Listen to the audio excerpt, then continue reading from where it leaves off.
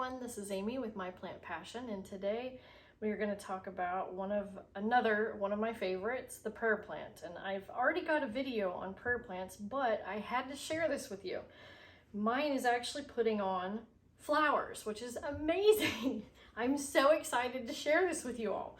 It's kind of like a pinkish, purplish color, and I mean, it's just really, really amazing.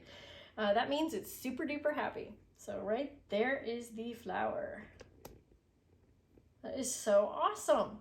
And then there's another one, another like little stalk that's coming up that I think is also going to be starting to produce pretty soon.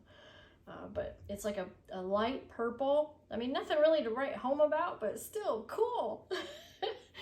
So exciting. I love these plants. They're so amazing and just beautiful. I've got a new leaf getting ready to come on right here. It looks like a rolled up, just something rolled up, but that is just gorgeous. I absolutely love that. I just noticed that today, and it's like, oh my gosh, it's got a flower on there. And it's actually quite rare to have the flowers on your prayer plants like that. So very, very cool. I just wanted to share that with everybody.